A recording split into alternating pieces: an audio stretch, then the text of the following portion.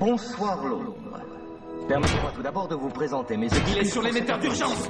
J'aime, comme beaucoup d'entre vous, le confort du train-train quotidien, le sentiment de sécurité et la tranquillité que procure ce qui est familier et répétitif. Bon Dieu. Je les apprécie comme tout un chacun.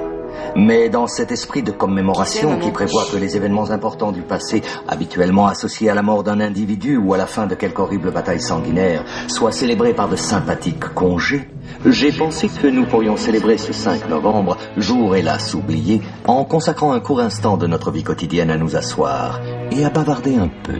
Il existe bien sûr des personnes qui ne veulent pas que nous parlions. Laissez-moi réfléchir. Je soupçonne qu'en ce moment même, des ordres sont aboyés dans des téléphones et que des hommes armés vont bientôt se mettre en route. Le chancelier Settler. Et merde. Pourquoi ? Parce que même si on peut substituer la matraque à la conversation, les mots conserveront toujours leur pouvoir. Les mots sont le support de la compréhension et pour ceux qui les écouteront, l'énonciation de la vérité. Et la vérité, c'est que quelque chose va très mal dans ce pays, n'est-ce pas ? C'est vous qui l'avez conçu, vous la vouliez indéréglable. Vous m'avez dit toutes les télés de Londres. Cruauté et injustice, intolérance et oppression.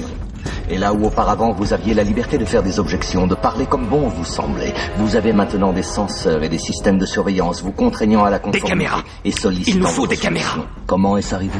Qui est à blâmer ? Bien sûr, il y a ceux qui sont plus responsables que les autres et qui devront en rendre compte. Mais, encore dans un souci de vérité, si vous cherchez le coupable, regardez simplement dans un miroir. Je sais pourquoi vous l'avez fait. Je sais que vous aviez peur. Qui pourrait se vanter du contraire ? Guerre, terreur, maladie. Une myriade de problèmes a contribué à perturber votre jugement et à vous priver de votre bon sens. La peur a pris ce qu'il y avait de meilleur en vous, et dans votre panique, vous vous êtes tourné vers Adam Settler, aujourd'hui chancelier. Il vous a promis de l'ordre, il vous a promis la paix.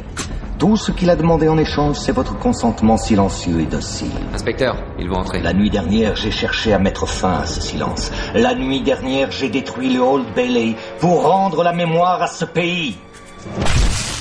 Il y a plus de 400 ans, un grand citoyen a voulu ancrer à jamais le 5 novembre dans nos mémoires.